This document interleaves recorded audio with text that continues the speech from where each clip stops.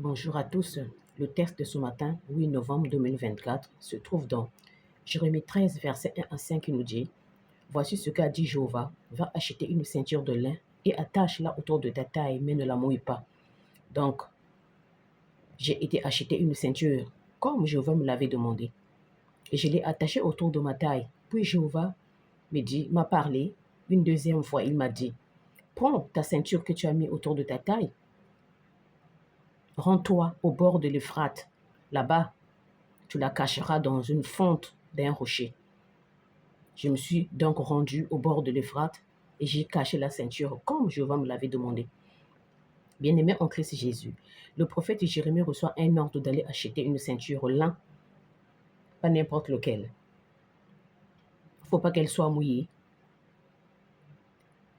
Et par la suite, qu'elle attache autour de sa taille.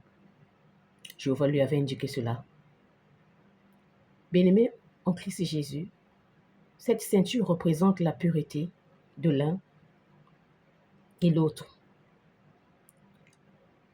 De l'autre côté, ça représente la séparation de Dieu avec les enfants rebelles des Israélites quand ils avaient désobéi à l'œuvre de Dieu Jéhovah. Pour nous, aujourd'hui, cette ceinture représente la pureté. Éphésiens 6, verset 14 nous dit: Alors tenez bon avec la ceinture de la vérité autour de la taille, revêtez de la cuirasse et de la justice. Bien-aimés, aujourd'hui, notre vrai Dieu Jéhovah ne s'adresse plus aux Israélites, mais il s'adresse à nous. Il faut qu'on attache nos ceintures autour de la taille, autour de reins qui représentent la parole de Dieu. Exode 19, verset 5 nous dit: Maintenant, si vous m'obéissez strictement et si vous respectez mon alliance, vous deviendrez mon bien particulier parmi tous les peuples, car toute la terre m'appartient. Jéhovah Dieu avait pardonné les Israélites à travers ces phrases. Mais aujourd'hui, c'est nous qui avons ce problème qui habitons le dernier temps. Deutéronome 28, verset 18 nous dit: Jéhovah a obtenu de cette assurance: tu deviendras mon peuple. Ce sont mon bien particulier, comme il avait promis. Et tu suivras tout ce commandement. Je répète, aujourd'hui Jéhovah a obtenu de toi cette assurance: tu deviendras son peuple, son bien particulier, comme il avait promis, et tu suivras tout ce commandement. Jérémie 13, verset 3 à 4 nous a parlé de la ceinture que Jérémie a été acheté, qu'il a mis autour de sa taille. Mais par la suite, il a été enterré. Bien-aimé en Christ Jésus, ce paragraphe représente la parole de Dieu. Prends la ceinture, mets-la autour de la taille, rends-toi partout pour aller prêcher la parole de Dieu, comme l'a fait les chrétiens du 1er siècle. Donc nous parle Matthieu 16, verset 15 qui dit: Jésus qui disait à ses apôtres: allez partout le monde et prêchez l'évangile à toute créature. Bien-aimés, nous avons les outils que nous devrons utiliser dans nos mains, dans nos corps, qui sont les yeux pour suivre le chemin, pour y aller, les oreilles pour écouter, la bouche pour chanter, acclamer notre vrai Dieu Jéhovah, les mains pour proclamer et les pieds pour s'y rendre. Ces outils que nous avons, mes bien-aimés en Christ Jésus, que faisons-nous avec? Jérémie 13, verset 5 nous a dit: par ordre de Jéhovah Dieu, Jérémie, il s'est rendu au bord de l'Euphrate, où il avait caché la ceinture comme Jéhovah lui avait ordonné. En fait, quand il est parti enterrer la ceinture était très abîmée. Là encore, on nous dit qu'il ne faut pas que quand tu reçois la parole de Dieu, tu gardes pour toi. Il faut aller en parler aux autres aussi. Ne soyez pas comme le personnage qui parle, Matthieu 25, verset 24-25, qui dit: au lieu de s'aimer les talents qu'on lui avait donnés, lui, qu'est-ce qu'il a fait? Il est parti cacher pour ne pas la perdre. Mais qu'on lui a réclamé ce talent, il a dit qu'il a été caché. Son patron lui a dit: serviteur méchant et paresseux. Dans ce cas, mes bien-aimés en Christ Jésus, c'est pas bon. Il aurait dû aller déposer dans la banque, comme dit le paragraphe. Peut-être que le propriétaire aurait dû en bénéficier des intérêts. Mais par contre, soyons comme celui qui représente Matthieu 25, verset 22. Lui, il a multiplié ses talents. Par contre, son maître lui a félicité dans le verset 23 en lui disant: Félicitations, bon et fidèle serviteur.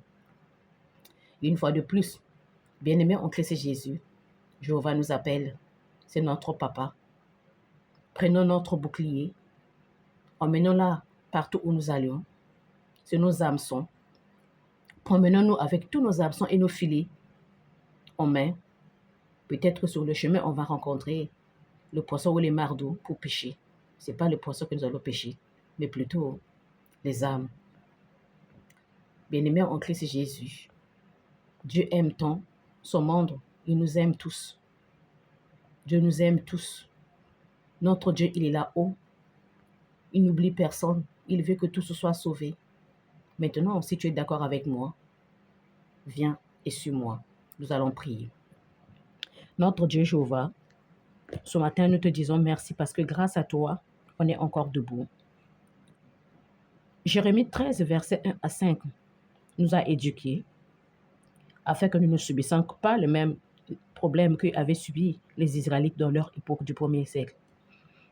Père, nous, à travers tout ce que nous subissons, les événements naturels, les catastrophes naturelles et tout ce que nous vivons aujourd'hui, dans ce temps, nous empêche d'avancer vers toi. Mais par contre, tu nous as dit que nous ayons la parole de Dieu qui représente la ceinture autour de la taille, que nous n'allions pas l'enterrer comme l'a fait Jérémie. Pour cela, Papa, aide-nous, parce que par nous-mêmes, nous n'allons pas y arriver. Nous avons besoin de toi.